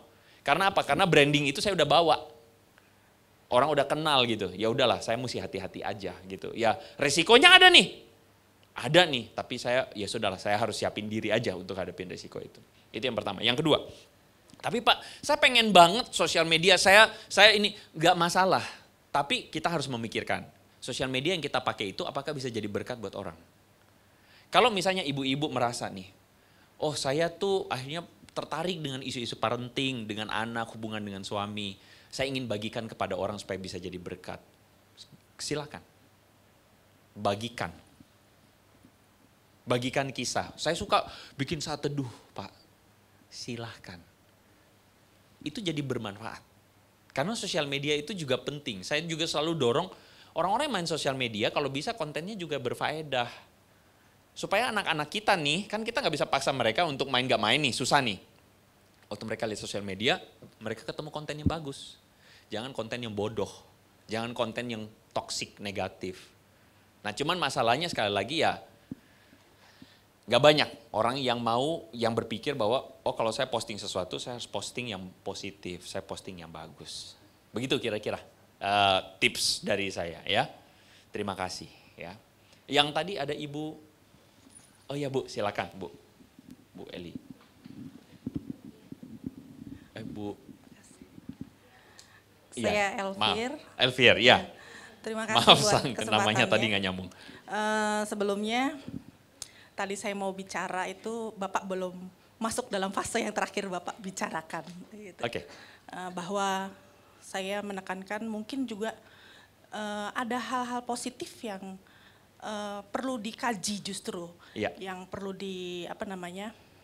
tingkatkan. Bagaimana memanfaatkan sosial media itu untuk kepentingan peningkatan sandang pangan papan dan tingkat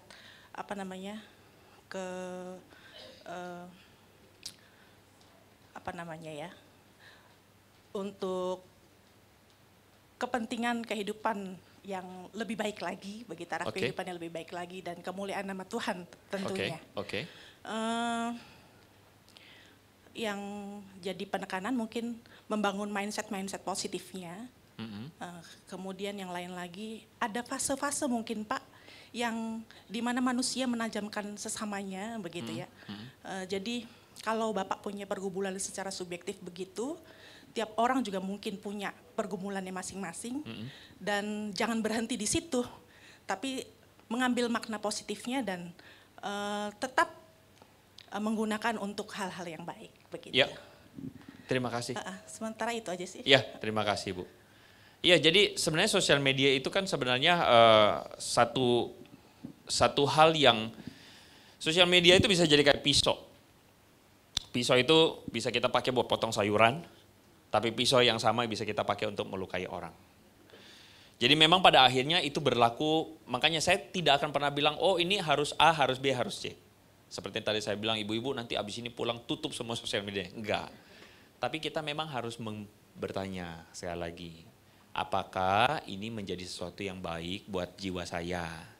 Apakah ini bermanfaat? Apakah orang ketika lihat sosial media ini menjadi diberkati Tuhan atau tidak? Nah itu menjadi satu hal-hal yang sifatnya pribadi yang sekali lagi kita harus pikirkan, gumulkan setelah kita mungkin selesai dalam persekutuan ini.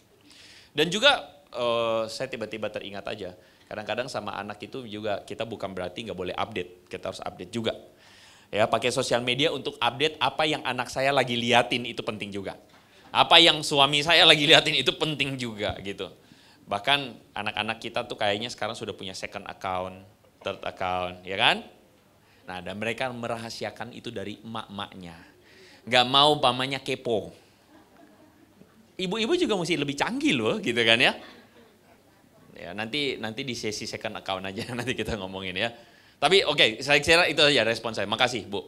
Mungkin ada yang lain, silakan. Kita sampai jam berapa ya? Yang bilang udah lewat. Setengah 12, oke. Ada yang lain mungkin? Pak, saya mau tanya, anak saya kan masih kuliah Pak. Ya. Saya sudah bilang ke anak saya ini maksudnya saya benar atau salah, apa ada solusi yang lain Pak gitu ya. Anak saya berencana anak saya tuh biar bisa dapat kerja baik-baik. Nah saya malah suruh dia mulai posting dirinya di Instagram publik. Tapi dengan kegiatan dia yang baik. Bukan flexing ya Pak, kalau flexing kan tas LV gitu. Kalau saya mau bilang, kebetulan anak saya kan ngajar sekolah minggu Pak. Saya bilang tolong foto dari belakang, anak-anaknya nggak boleh kelihatan. Kamu tunjukkan, ini saya nanti ujungnya saya salah apa enggak gitu ya Pak ya. Terus kalau dia kan ikut pelayanan juga di suatu bimbingan belajar di daerah tertentu ya Pak ya. Nah saya bilang juga foto dan tunjukkan, itu untuk membranding kamu bahwa kamu punya rekam jejak yang baik.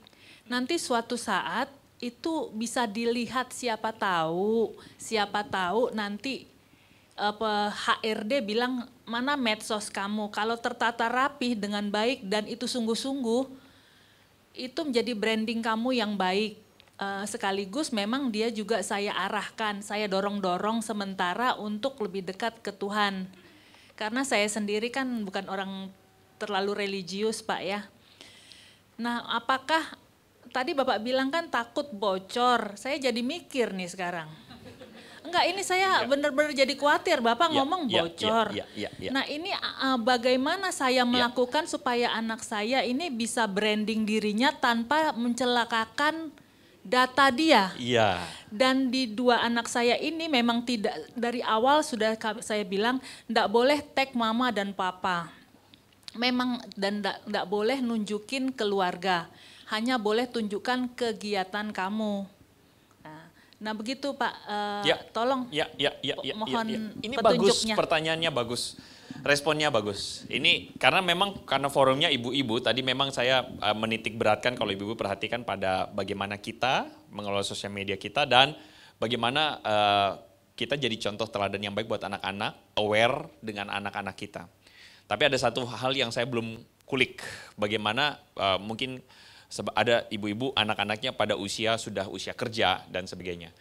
Saya mau kasih tahu sosial media sekali lagi adalah alat yang baik sekali kalau misalnya itu dipakai dengan cara yang baik.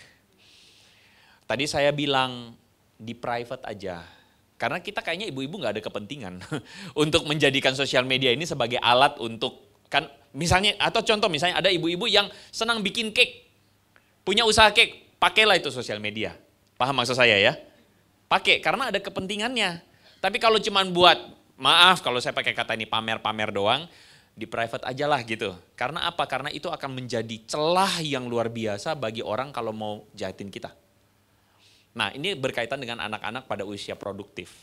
Sosial media adalah alat yang baik sekali untuk menunjang pekerjaan. Untuk membranding diri, saya setuju. Salah apa enggak? Enggak salah. Ini baik, ini alat yang bagus. Cuman betul saya bilang, kita memang pada akhirnya harus membedakan sosial media yang dipakai untuk kerjaan dan sosial media untuk pribadi. Kalau kerjaannya kerjaan, dan saya mendorong untuk jangan sampai data-data pribadi, hidup pribadi itu keluar di situ. Orang tuh bisa pakai, aduh macem-macem tuh, bisa ancur-ancuran. Nah, untuk pribadi, sekali lagi di private saja. Jangan tag orang tua, saya sepakat. Jangan tag orang tua, jangan tag saudara, jangan, kalau bisa ya selalu pikirkan sebelum posting, selalu pikirkan. Orang bisa jahatin nggak nih? Orang bisa ini kan nggak nih, kayak gitu. Jangan kan sosial media, Bu. Itu di mobil-mobil ibu-ibu suka lihat nggak ada stiker ayah, ibu, Kevin, Michelle, sampai guguknya juga ditaruh di situ. Itu orang bisa jahatin loh. Orang tahu, oh di rumah ada ini, itu bahaya loh. Bisa penipu telepon kan, bahaya. Sekali lagi. Jadi saya pikir apa yang dilakukan sudah baik, Bu. Tapi, nah, biarkan dan tolong anak ini berproses dalam hal bagaimana dia bisa bijaksana dengan sosial media. Apakah jika misalnya gini, Pak kalau tadi Bapak bilang, oh Bapak berhenti Instagram, berarti kalau hamba Tuhan yang pasang di Instagram pamer dong? Enggak juga loh ya, belum tentu begitu. Tapi ya pada akhirnya itu kembali kepada diri sendiri. Seberapa saya ini menggunakannya ini, apakah ini memberi makan kebutuhan saya untuk narsis atau tidak gitu kan ya? Atau apakah ini membuat Tuhan, ya itu pada akhirnya perjalanan pribadi. Ya, saya kira itu mungkin respon saya. Makasih Bu. Ya. Berarti termasuk portofolio medsos ya Pak? Iya betul. Okay. Jadi sekarang perusahaan itu mereka portofolionya lihatnya dari sosmed, gitu. Dan itu penting. Nah saya nih kenapa kan saya bilang saya berhenti Instagram. Saya udah mulai buka-buka lagi tapi saya agak capek karena terlalu banyak itu kalau urus sosial media. Aduh saya tuh lelah banget gitu. Tapi saya tahu bahwa sosial media saya juga harus diaktifkan dan saya sudah mulai sortir. Yang konten pribadi saya buang semua. Karena apa? Saya nggak mau saya di-track orang. Tapi sebagai portofolio perlu. Gitu. Sebagai portofolio perlu. Begitulah kira-kira. Ya, silakan Bu. Yang terakhir saya dibisikin. Makasih Pak atas kesempatannya. Pak, ini saya mau bertanya ya mengenai ibu-ibu yang curhat di medsos gitu. Iya. Nah, soalnya ibu ada 2 orang yang saya kenal gitu ya Pak ya. Yang satu dia karena sering curhat tentang perasaannya atau kondisinya di medsos hingga jadi sasaran orang jahat gitu, ditipu. Terus dia jatuh cinta sama penipunya, ditipu uang sampai ratusan juta gitu.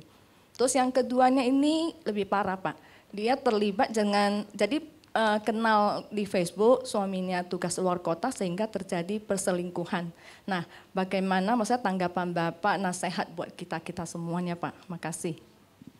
Bu, thank you. Ini justru respon begini yang penting nih. Saya tadi kepikir juga, iya saya lupa taruh nih. Karena sosmed bisa CLBK nih. Jatuh cinta pada teman SD. Ya kan? Itu terjadi. Saya punya sebuah kepercayaan. Bapak Ibu boleh, kok Bapak, Ibu-ibu boleh setuju, boleh enggak. Tapi menurut saya, kadang kita memang gak perlu tahu semuanya. Kita tuh kadang pengen kepo ya. Kepo.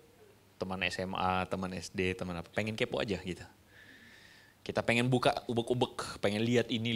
Wah ternyata apalagi kalau dapat gosip baru. Tapi saya percaya makin kita kasih makan jiwa itu, makin gak bahagia kita. Kadang kita lebih baik tidak tahu apa-apa.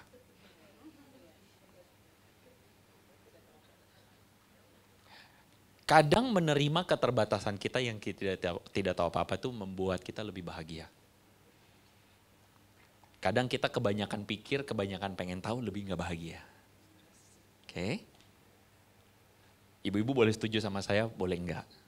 Tapi saya percaya bahwa itu benar. Sama halnya firman Tuhan mengatakan ada hal-hal yang Tuhan kasih tahu sama kita, ada hal-hal yang Tuhan gak kasih tahu. Ya kalau Tuhan gak kasih tahu ya sudah, memang kita gak perlu tahu. Kalau kita gak perlu tahu, lebih bahagialah kita. Termasuk kita gak perlu tahu untuk kepo dengan cinta pertama kita, cinta kedua kita, cinta masa SMA kita gitu. Nah jadi sosial media tuh bisa menjadi buruk ketika jiwa kita gak siap, akhirnya kita bisa selingkuh. Kita sekarang merasa, nah ini kita lihat di sosmed ya, kadang-kadang ibu-ibu juga bisa insecure ya. Waduh temanku sahabat SMA dia bahagia ya, suaminya keluarganya harmonis. Kadang-kadang gak juga. Yang dia tunjukin tuh belum tentu benar. Kitanya udah insecure kan gitu kan. Jadi makanya kenapa saya tuh senang kalau saya tuh stop di sosmed, saya tuh happy. Kenapa? Saya nggak perlu beribetin urusan saya, hidup saya dengan orang lain gitu. Saya bahagia. Saya lebih happy, saya urusin diri saya misalnya di rumah. Kalau ibu-ibu konteks datang persekutuan wanita, lebih happy begitu. Daripada mau kepo atau bahkan, nah itu tadi, tunjukin kegalauan kita di sosmed. Ada orang-orang yang punya masalah curhat di sosmed, kasihan saya bilang, jiwanya kasihan. Karena apa? Karena akhirnya butuh orang untuk feedback kan, akhirnya mencelakakan diri sendiri. Dimanfaatkan sama, nah itu tadi ya, banyak itu. Saya ketemu tuh ya, ada memang laki-laki itu yang memang memanfaatkan kegalauan tante-tante. Beneran.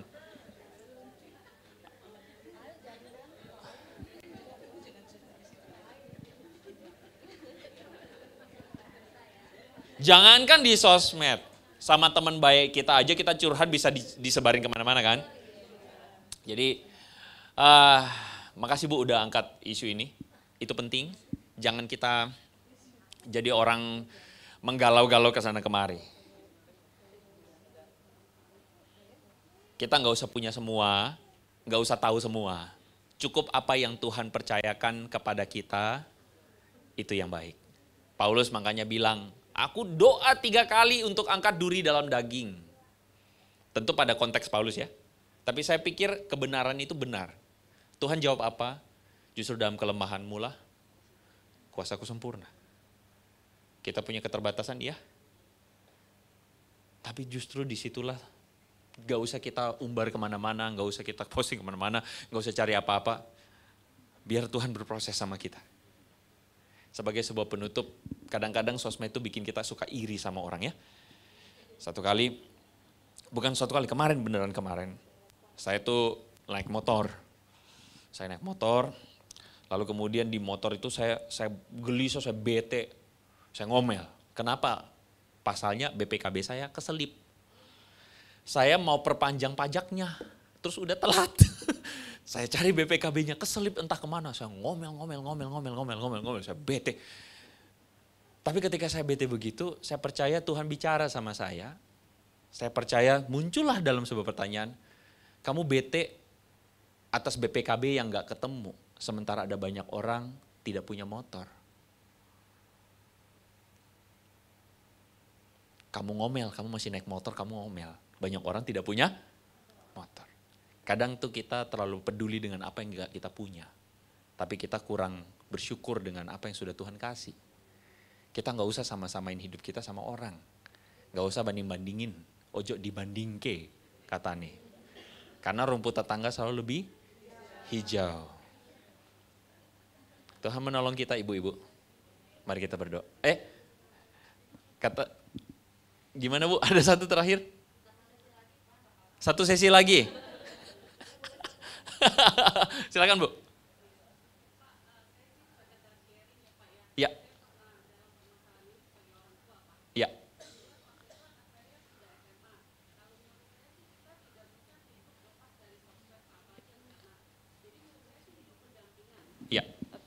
tetapi mungkin harus dibatasi Pak. Nah mungkin kita sebagai orang tua ya Pak ya, seperti tadi kan mungkin ketika dia lagi lihat TikTok atau apa lucu gitu kan, kita ikut lihat lagi nonton apa sih gitu kan. Nah kalau saya sih akhirnya kita memberi contoh Pak sebagai orang tua. Batasan-batasan, misalnya oke, lagi makan, kalian nggak boleh lihat handphone semuanya, taruh. Kita juga taruh Pak gitu. Nah ke gereja kita nggak buka gitu, kecuali kita buka Alkitab. Yes. Gitu. Kalau liburan tidak ada yang buka handphone, kecuali itu urgent gitu kan. Gitu aja sih Pak kalau menurut saya. Kalau disuruh zaman sekarang ya hidup berdampingan sih Pak menurut saya sih. Ya. Itu aja sih Pak. Sepakat Bu, sepakat. Makasih Pak. Ya. Mungkin buat membantu ibu-ibu juga Pak. Makasih. Cuman memang pada akhirnya kalau anak-anak kita masih pada usia remaja masih bisa. Kadang kalau udah gede nggak bisa udah. Saya paham itu kok. Kadang kita juga nggak bisa paksain gitu ya. Makanya kan saya bilang sometimes pada titik tertentu ada hal yang kita nggak bisa kontrol lagi. Ketika hal itu nggak bisa kita kontrol, terimalah kenyataan itu. Kita nggak bisa kontrol, kitanya sendiri yang beresin diri kita. Yang bisa kita kontrol itu siapa? Diri kita. Sifat kita, behavior kita. Makanya lebih baik urusan diri sendiri dulu. Nggak usah urusin orang dulu gitu kan. Makasih Bu. Kita berdoa ya ibu-ibu. Mari kita berdoa. Tuhan tolong kami supaya kami dengan semua insight-insight yang kami boleh dengar hari ini, membantu kami untuk ketika pulang kami memikirkan kembali. Tolong kami supaya kami bisa belajar Tuhan, supaya hidup kami jauh lebih baik lagi hari ke hari. Kalau ada di antara kami yang bergumul mungkin dengan anggota keluarga, mungkin ada concern-concern tertentu, Tuhan hamba-Mu rindu supaya Tuhan membuka jalan, Tuhan bekerja dalam kehidupan setiap kami masing-masing. Menyerahkan setiap anak-anak-Mu yang boleh memikirkan dan mendengarkan ini semua. Kami percaya Tuhan terus berkarya bersama-sama dalam hidup kami. Pujilah nama-Mu Bapa, dalam nama Yesus kami berdoa. Sama-sama katakan, amin. Tuhan berkati.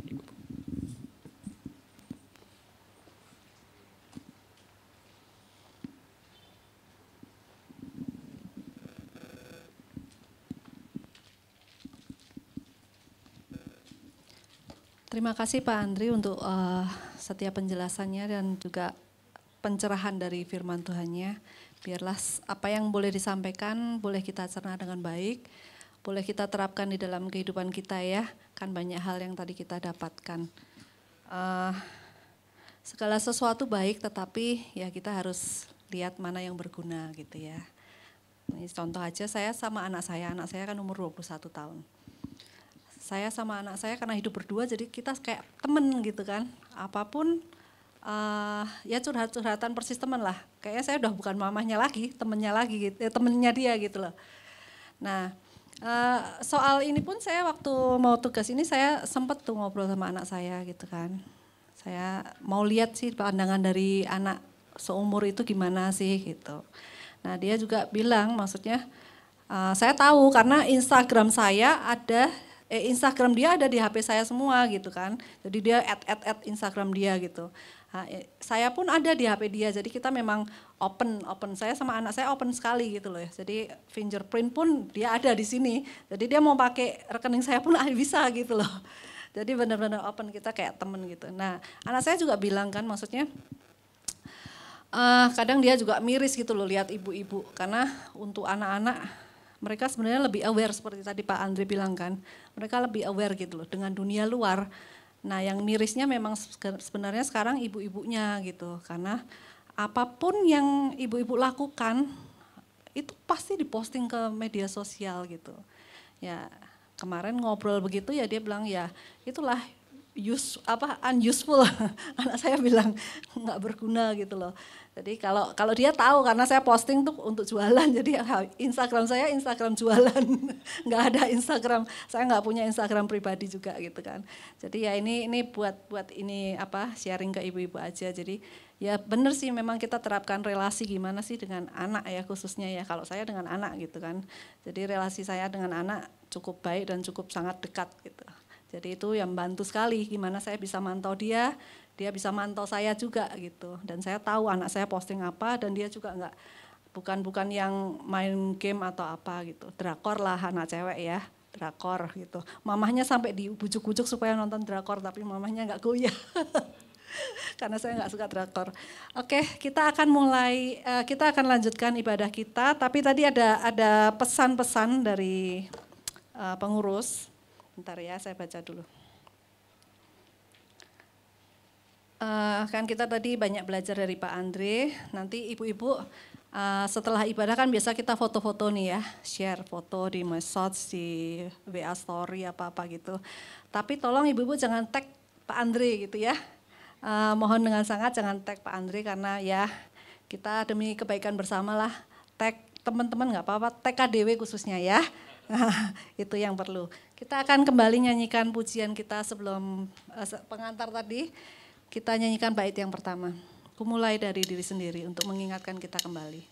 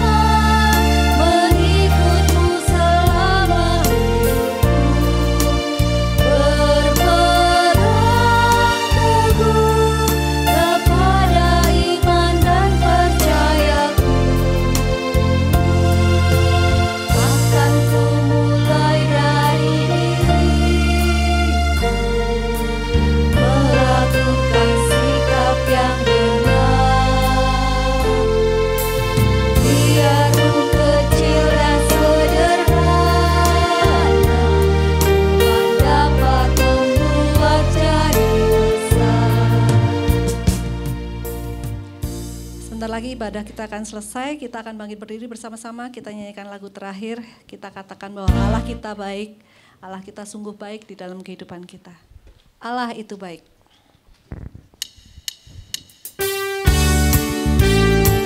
Boleh sambil tepuk tangan ya Ibu. Allah itu baik, sungguh baik bagiku, ditunjukkannya kasih setianya yang menyediakan yang ku perlu.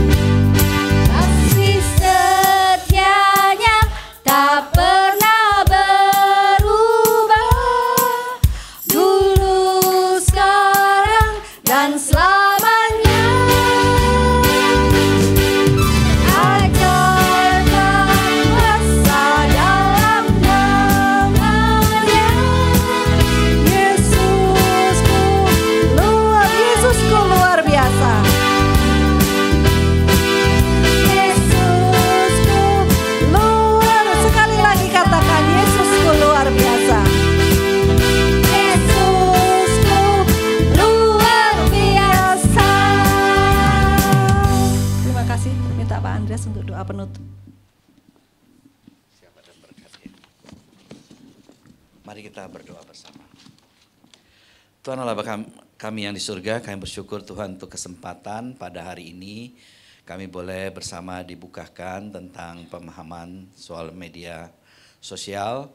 Biarlah dengan ini kami semakin diberi hikmat bijaksana dalam menggunakannya. Biar apa yang kami lakukan sungguh sesuatu yang baik, yang berguna, yang membangun, bukan hanya untuk kepentingan sendiri, keuntungan sendiri, tapi juga orang lain dan memuliakan Tuhan. Kami bersyukur juga untuk semua ibu-ibu, biar Engkau memberkati kami juga di dalam mendampingin anak-anak kami, khususnya juga berkenan dengan sosial media. Kami juga bersyukur untuk hamba-Mu, Bapak Andre Tunggal yang telah membimbing kami hari ini, biar Engkau terus memberkati beliau dalam segala kehidupan, keluarga, dan juga untuk pelayanannya, baik pelayan di gereja, di masyarakat, dan khususnya juga melalui sosial media. Kami berdoa juga untuk ibu-ibu, khususnya untuk saudara-saudara kami dalam keadaan lemah tubuh, atau yang anggota keluarga yang anaknya sakit. Kami mohon biarlah Engkau yang menjaga, Engkau yang memelihara, Engkau yang menyembuhkan. Khususnya kami berdoa juga untuk Ibu Teli yang kesehatannya agak menurun. Kami mohon biarlah Engkau yang memberi kekuatan, Engkau yang memberi penghiburan, Engkau yang menolong dan menjamah serta menyembuhkannya. Kami berdoa juga Tuhan untuk Ibu Lilis yang baru ditinggalkan oleh Papa terkasih. Kami mohon biarlah Engkau memberkati dan juga menghiburkan, menguatkan Bu Lilis dan keluarga. Dan semuanya Tuhan pimpin dapat dilaksanakan dengan baik. Kami berdoa Tuhan untuk setiap jemaat Komisi Wanita, biarlah Engkau pimpin kami dalam kehidupan kami, agar kami juga dapat senantiasa menjadi teladan dalam perkataan, perbuatan, dan juga terus menjadi kekuatan bagi anak-anak kami. Kami berdoa juga Tuhan untuk anak-anak dari jemaat Komisi Wanita, khususnya masih sekolah atau kuliah, atau yang menghadapi pergumulan, biar Engkau memberkati Tuhan. Khususnya juga yang bekerja dan mencari pasangan hidup, kiranya Tuhan juga beserta dan Tuhan yang menolong. Kami berdoa Tuhan untuk kegiatan KDW pada bulan Desember, khususnya 2 Desember akan diadakan pelayanan ke Panti Asuhan Asi Lestari. Biarlah Engkau memimpin semua persiapan dan pelaksanaannya dapat berlangsung baik. Tuhan pimpin juga kami bisa ambil bagian baik dalam doa, dalam daya dan juga dana. Kami berdoa juga untuk perusahaan akhir tahun pada tanggal 14 Desember, Tuhan juga memimpin dan memberkatinya. Tuhan juga pimpin agar ada kesatuan hati di antara jemaat dan simpatisan di Komisi Dewasa Wanita ini untuk bersama-sama untuk bersekutu, melayani dan bersaksi bagi Tuhan. Kami berdoa juga untuk bangsa dan negara kami Indonesia, Tuhan berkati, khususnya menjelang pemilu Tuhan, suasana semakin panas tapi Tuhan pimpin agar tetap ada stabilitas baik dalam hal keamanan, sosial, politik, dan juga ekonomi. Tuhan pimpin agar para pemimpin baik yang ada di eksekutif, presiden, wakil presiden, dan juga untuk yang ada di legislatif, baik DPRD dan juga DPRD tingkat 2, semuanya adalah orang-orang yang sungguh mencintai bangsa ini, yang peduli dan juga sungguh cinta kepada NKRI yang Bhinneka Tunggal Ika ini. Tuhan juga pimpin anak-anak-Mu termasuk kami dapat turut ambil bagian di dalamnya. Terima kasih Tuhan, sebentar kami akan mengakhiri persoalan ini dan kembali ke tempat kami masing-masing, ke aktivitas kami. Tuhan kiranya Engkau memberkati setiap kami, menyertai kami dan pakai kami untuk kemuliaan nama Tuhan. Dan berkatilah setiap kami Tuhan, kiranya cinta kasih dari Allah Bapa, anugerah dalam Kristus Yesus, persekutuan penghiburan dan kekuatan Roh Kudus, menyertai saudara sekalian sekarang dan selamanya. Amin.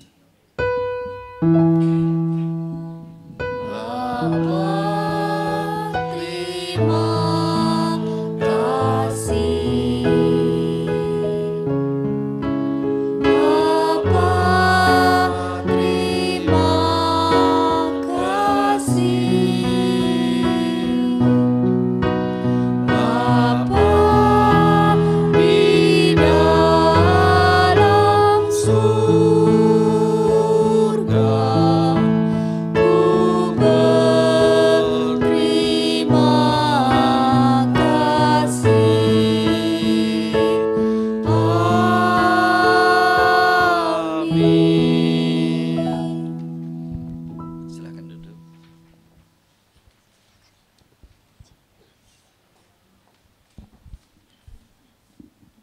Mungkin ada warta dari pengurus, Ibu Siska ya.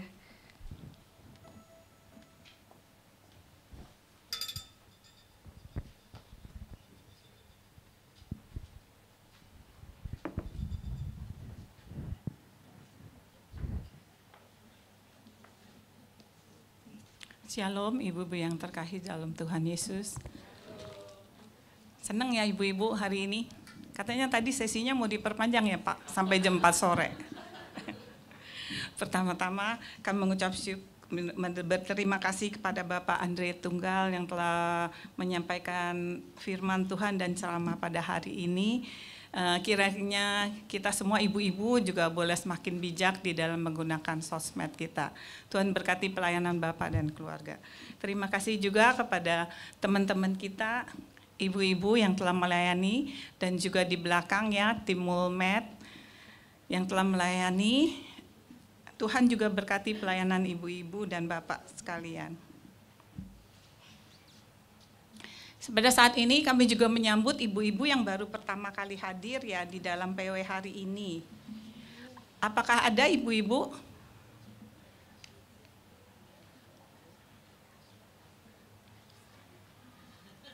Iya, berarti semuanya kita jemaat yang biasa sudah hadir ya. Kami juga menyambut ibu-ibu semua dengan penuh sukacita.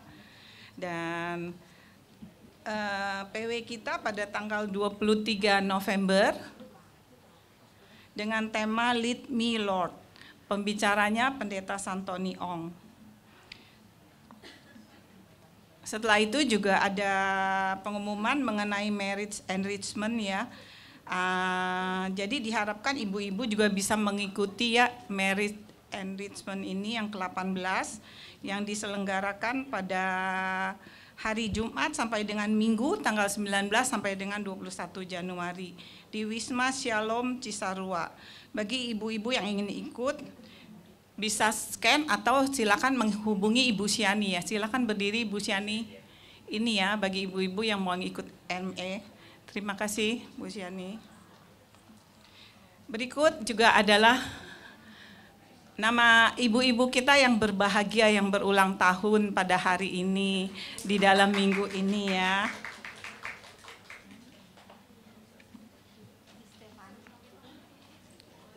Ya, flyernya silakan.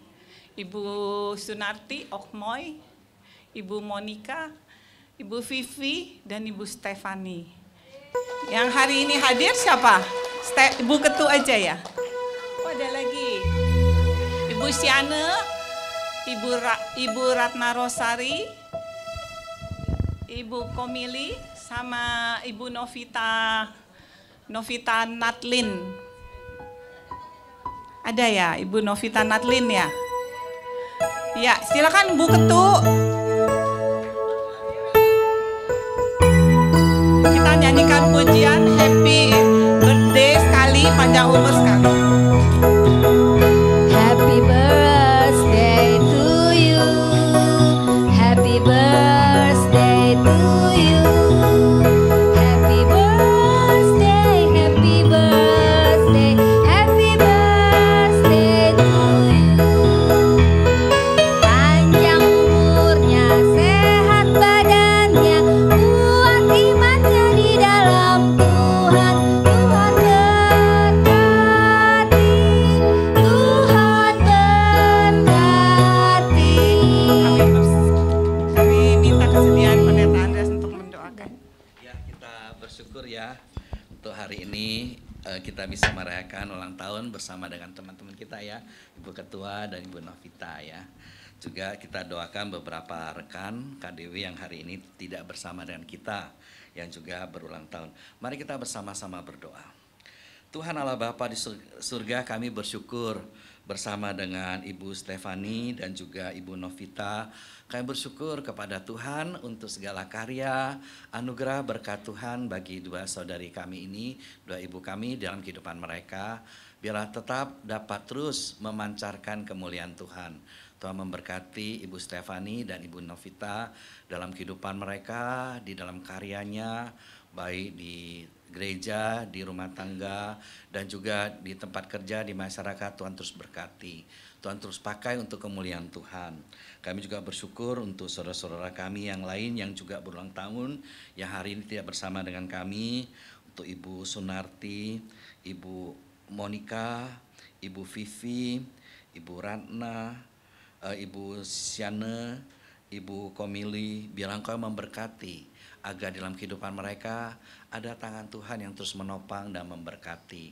Mereka terus mensyukuri karya Tuhan yang begitu luar biasa dalam hidup mereka, dan mereka dapat hidup penuh dengan syukur, dan mereka juga terus dapat berkarya di tengah-tengah dunia ini. Tuhan memberkati kehidupan mereka, keluarga, dan setiap karya yang dan pelayanan mereka lakukan. Kami juga berdoa untuk setiap kami yang hari ini bersama-sama bersyukur, Tuhan juga memberkati setiap kami. Dengarlah doa kami Tuhan, dalam nama Tuhan Yesus Kristus kami bersyukur dan berdoa. Amin. Ya, silakan bagi ibu-ibu yang ingin berikan salam. Setelah itu kita akan foto bersama ya.